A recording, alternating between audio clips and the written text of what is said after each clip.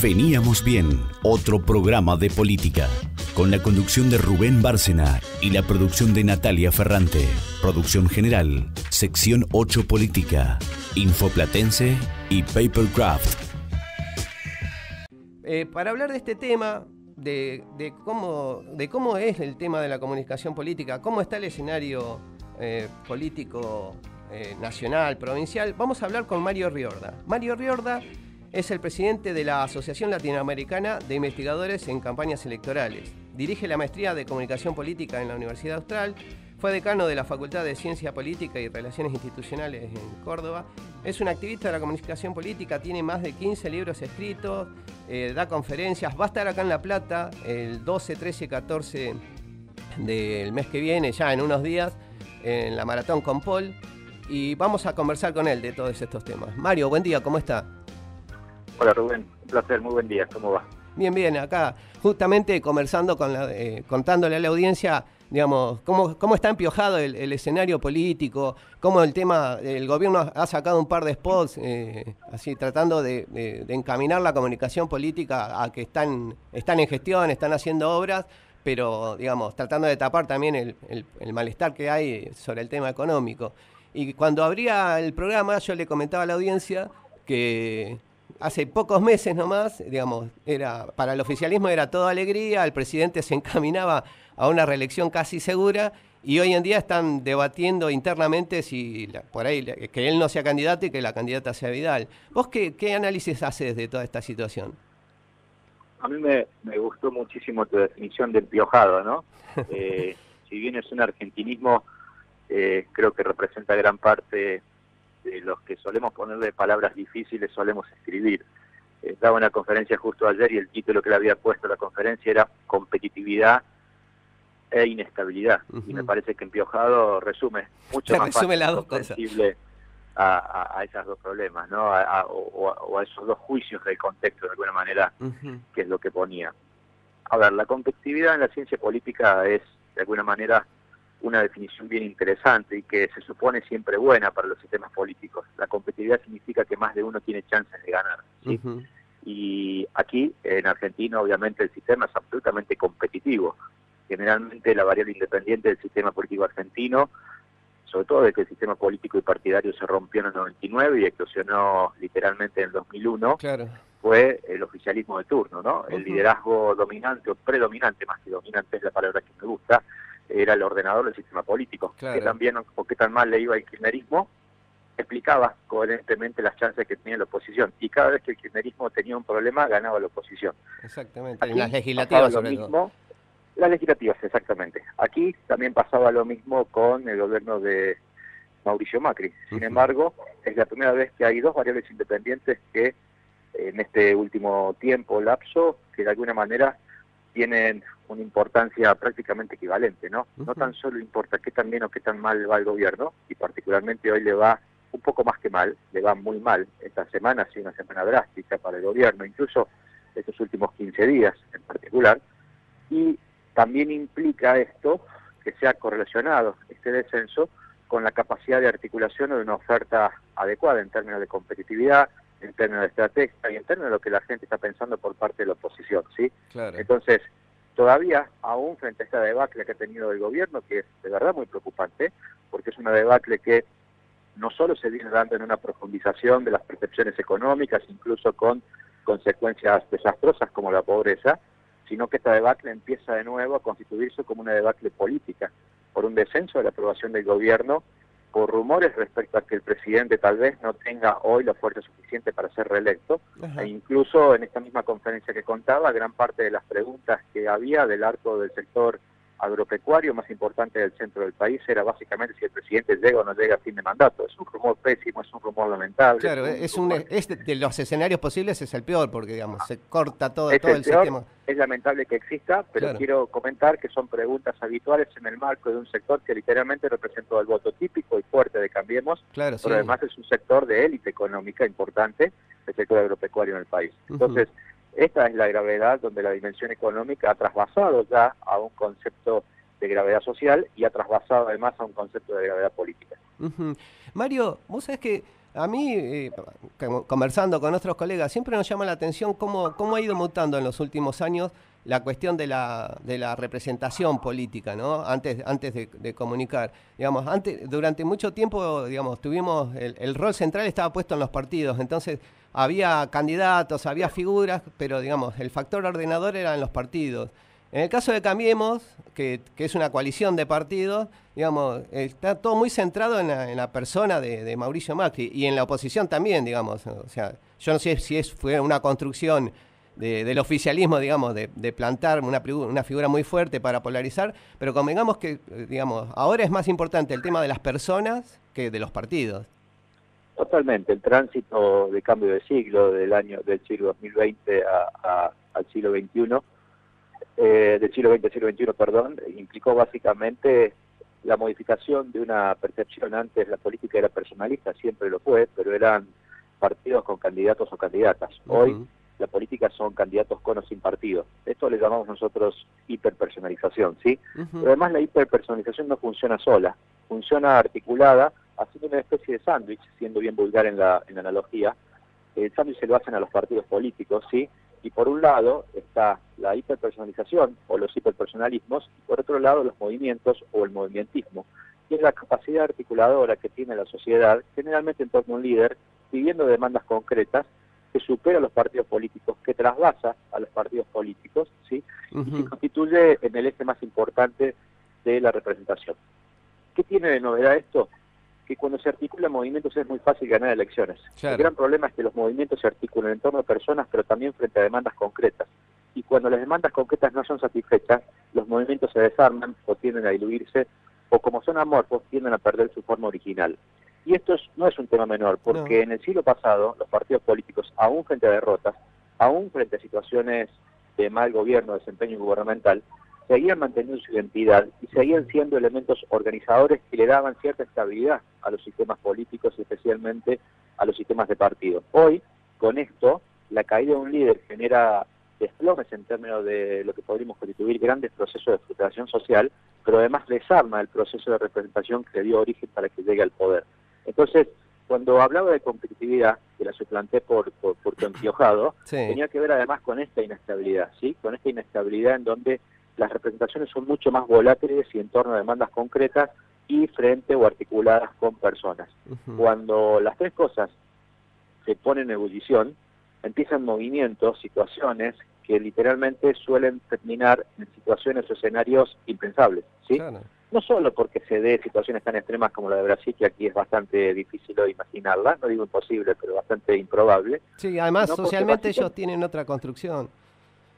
Sí, además porque, y eso tiene que ver incluso con el resultado electoral, porque la política argentina estuvo en este último, diría unos 7 u 8 años básicamente, dada a través de un antagonismo, de un proceso de hiperideologización, como definimos en la ciencia política, que vulgarmente se denominó grieta, ¿sí? La famosa grieta, claro. Esa construcción, por más que sea violenta, le daba estabilidad al sistema político de partidos. Y esa estabilidad suele romperse generalmente cuando alguno de los extremos se erosiona o fracasa, ¿sí? O tiene alguna fuga en términos de representación. Hoy pareciera ser que el kirchnerismo está inconmovible, literalmente está ajeno a los movimientos, firme, ¿sí? Incluso levemente creciente, pero muy leve, muy leve. Y en cambio la postura de Cambiemos es un descenso, especialmente en este último mes, muy muy marcado, ¿sí? Con una pendiente de aprobación. Baste ver, incluso estaría bueno, en la radio es difícil mostrarlo, pero que vean, entren en Google y ponen índice de confianza del gobierno de la Universidad de Itela, van a ver la caída de la pendiente, porque gráficamente se ve, si es una pendiente, una montaña, una ladera, una montaña, y esto evidentemente rompe uno de estos extremos. Cuando se rompen los extremos, hay dos alternativas de reconstitución de la oferta política. Si el extremo se rompe, como una situación de Brasil, donde hay anomia social, la anomia social implica desafección, implica posiciones violentas con el sistema político, hay cabida para los extremismos. Del extremo se va hacia el extremismo. Y la otra alternativa, que probablemente esté más cerca en Argentina y que empieza a cristalizarse poco a poco, es que cuando un extremo se erosiona, lo que sucede, si no hay procesos anómicos, sino más bien de frustración social, de cierta resignación un tanto pasiva, que es lo que se está dando en Argentina, y mucho más en el votante de Cambiemos, hay una fuga hacia posiciones más moderadas, más centristas. Entonces, si hay conflictividad, la salida de un extremo se convierte en extremismo, y si no hay conflictividad, la salida de un extremo se convierte en centrismo, posiciones moderadas. Y eso efectivamente es lo que ha empezado a pasar este último mes. Claro, sobre todo, digamos, en línea con lo que nos acabas de comentar, digamos, el resurgimiento de la opción Lavagna, o cómo, digamos, algunos gobernadores, sobre todo Schiaretti, que tiene para mí tiene un rol central, perdón, en lo que es el ordenamiento político, cómo están surgiendo la famosa Avenida del Medio, la opción Lavagna. Sí, hay una serie, hay un tándem, ¿no? Que hay que ponerle mucho ojo, es el tándem Schiaretti-Lipschitz, Lipschitz-Schiaretti, claro. Que no es un tándem menor en lo que significa la región centro, porque no se olviden que incluso Schiaretti en esta elección ha hecho un acuerdo con el socialismo. Claro. Son los dos gobernadores, incluso exitosos, de dos provincias importantes, que reconstituyen el peso de lo que fue Cambiemos, la diferencia de Cambiemos en Córdoba o en el eje Córdoba-Buenos Aires, ¿sí? Claro. Entonces, es Lavagna y es más que Lavagna, porque si Lavagna hoy es un candidato único, solito, representando, dependería en todo caso que no estuviese Cristina para que acumule muchos votos. Claro. Ahí en el espacio del centro, más que Lavagna solo, que es por lejos el más importante de ese espacio, es Lavagna agregando. En las ciencias sociales, y especialmente cuando se estudia comportamiento político, existe una figura muy interesante que se llama agregación. ¿Qué es la agregación? Es algo así como una especie de acumulación de votos, ¿sí? Que si no se diesen ciertos factores jamás estarían juntos. Entonces, ¿por qué digo es Lavagna y más, o no es Lavagna solo? Porque cuando sale Lavagna, sus votos no se transfieren ni a Massa, ni a Urtubey, ni a alguna opción progresista del centro, como puede ser Stolbizer, claro. ¿sí? Tampoco si sale cualquiera de estas personas, transfieren la totalidad hacia Lavagna. En cambio, si en una primaria, imaginemos, la oferta fuese Lavagna, más Massa, más Urtubey, más Stolbizer, más fulana, más Mengano, ahí agregan votos y ese valor hoy está arriba o cerca de 25 puntos, ¿sí? Que no es menor, ni más ni menos que el voto que ya tiene Mauricio Macri. Claro. ¿Sí? Mauricio Macri ha caído incluso en algunas encuestas a menos de 25 puntos. Sí, por el eso otro día leí que una que estaba en 22.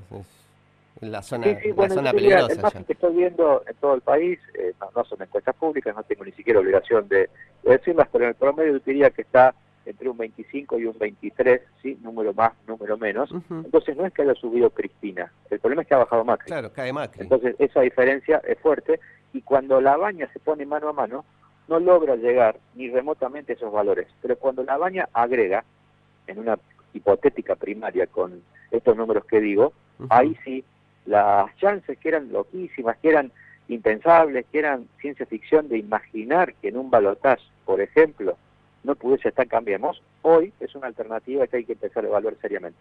Claro. Mario, hablando justamente del tema de Cambiemos y la constitución, digamos, de frentes electorales, ¿qué rol le ves que va a jugar en estos próximos días la Unión Cívica Radical, que digamos que fue el factor que le dio territorialidad a la Alianza Cambiemos? A ver, yo creo que no es el que va a jugar, sino el que ya jugó hoy. El que ya jugó es que literalmente empieza a ser un socio conflictivo, ¿sí? En una relación tóxica desde el punto de vista de la oferta electoral. No nos olvidemos que el radicalismo jamás formó parte de la coalición de gobierno, más allá de ciertos actores individuales, institucionalmente hablando. El radicalismo básicamente fue socio de una coalición electoral, y lo que está cuestionando básicamente es la coalición electoral. Por lo tanto, aunque una convención ponga mayoritariamente el radicalismo nuevamente al servicio de Cambiemos, creo que desde el punto de vista de la certeza, desde el punto de vista de la tranquilidad, desde el punto de vista de la predecibilidad futura, el radicalismo ya jugó un rol absolutamente negativo para la manutención o la solidificación futura de Cambiemos. Me parece que es un golpe, no mortal porque no sería tan drástico, pero sí un golpe terriblemente fuerte del papel simbólico, del rol simbólico en esta próxima elección. Y claramente. Mario, te estoy llevando de paseo rápidamente, pero te llevo al plano de la comunicación. Cuando abrimos el programa comentábamos que han sacado en las últimas horas el gobierno unos spots donde, digamos, muestran que hacen obras y con eso, digamos, tratan de llevar la atención de lo difícil que está la situación, porque no solamente el Observatorio Social de la UCA ha emitido documentos, ha mostrado documentos donde se nota el nivel de pobreza y de indigencia, cómo ha crecido, sino también el propio INDEC. ¿Y vos qué análisis haces de ese tipo de comunicación? Bueno, a ver, este gobierno pareciera ser que habría llegado en su momento con dos cosas que eran imposibles de cuestionar, ¿sí? Jamás imaginaba uno que este gobierno podría haber fallado donde falló, claro, que era en la economía y que era en la comunicación. Eran los atributos que definían la nueva identidad que ofrecía Cambiemos. Sin embargo, curiosamente, creo que en los dos lugares donde más podía fallar fue precisamente en la economía y en la comunicación. Todavía es un gobierno que desde el punto de vista de una oferta política, desde el punto de vista de lo que significa la comunicación electoral, es de respeto, porque lo es, porque además ha mostrado efectividad, ¿sí? Desde el punto de vista de la comunicación gubernamental, me parece que su desempeño ha sido absolutamente deficiente, pero deficiente de verdad. Yo suelo denominar técnicamente esto a lo que hace Cambiemos a la electoralización de la comunicación gubernamental, es creer que se podía gobernar y legitimar políticas con la misma lógica de las campañas electorales. Las campañas electorales son un show constante, son corto plazo, son pseudo acontecimientos donde los perritos baicarse son significativos, ¿sí? Son situaciones donde básicamente hay que pensar a largo plazo y más que en la publicidad, la comunicación gubernamental tiene una única exigencia que es contundente, grande, que es legitimar. Lograr legitimar políticas.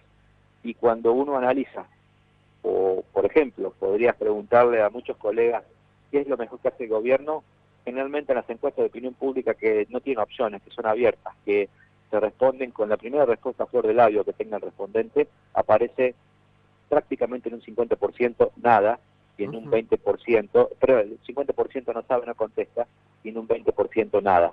¿Qué significa? Que no han podido legitimar ni siquiera para la mayoría de la población una sola política. Claro. Muy, pero muy abajo aparece escuetamente obra pública y en todo caso combate al narcotráfico. Muy abajo. Muy abajo. Entonces, esto significa que no han logrado legitimar ni un rumbo, ni siquiera políticas públicas sustantivas. Y podría agregar, Rubén, un tercer elemento, si me permitís, que es la deficiencia máxima que ha logrado el gobierno, que es en la gestión de comunicación de crisis, ¿sí? Y esto no es menor. Aquí te lo hablo porque es mi hobby, porque es mi especialidad, porque estoy escribiendo 2 libros, porque me gusta analizar en perspectiva comparada lo disruptivo que se convierte en las situaciones de crisis y el mal manejo de las situaciones de crisis para los sistemas políticos. Y creo que este gobierno, si hay un lugar donde el bochazo en términos de aprobación académica ha sido contundente, ha sido en la comunicación de crisis. Porque en procesos de incertidumbre, particularmente incertidumbre económica, cuando debiera la comunicación de crisis haberse dedicado a aportar certidumbre, a mostrar lo que se llama la certeza del paso corto.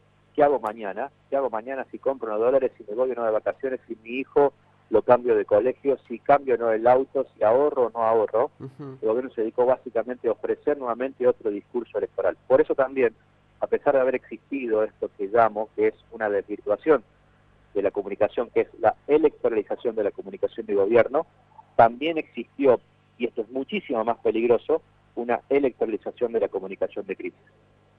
Y ahí sí se empiezó. Mario, en unos días va a estar la maratón con Paul acá en la ciudad de La Plata, y vos vas a estar, claramente. Sí, así es. De verdad que es un proyecto que llevamos con una serie de colegas ya hace varios años. Esta es la 6ª maratón, la anterior acaba de darse en Quito, en Ecuador, y vamos por primera vez a La Plata, apoyados además por la Universidad Nacional de La Plata, así que es el día 11, 12 y 13 de abril, es una maratón cuya característica son 20 expositores en 20 horas, es realmente exigente, lindo, es un proceso de inmersión a pura comunicación política. Está lleno de politólogos, sociólogos, comunicadores y expertos que trabajan en la comunicación política. Y luego además el día sábado hay 3 talleres intensivos sobre discurso político en campañas, sobre campañas y género, y sobre redes sociales en campañas. Así que pueden entrar a la web maratonconpol.com y van a ver que la oferta realmente es una oferta internacional de primerísimo nivel.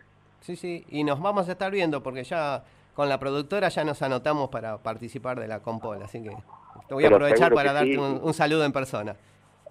Pero agradecido de apoyarnos y obviamente agradecido de poder pensar esta situación del país que requiere tal vez mucha serenidad, sí, claramente, pero también implica tener mucha claridad, porque de verdad estos procesos de electoralización que implica ponerle show a situaciones donde requieren mesura son un peligro para los sistemas políticos y en general siempre los platos rotos los termina pagando la ciudadanía. Claramente. Mario, te agradezco mucho la comunicación. Seguramente en 12, 15 días nos vamos a estar viendo en la Compol y vamos a aprovechar para hacer una notita y poder conversar un poco más de estos temas. Te agradezco mucho la comunicación. Un placer, Rubén. Un abrazo. Un placer. Fuerte abrazo, gracias a vos. Que en 1 hora y media podemos estar desde Argentina, en Japón, en Corea o en cualquier parte del mundo. Veníamos bien, otro programa de política.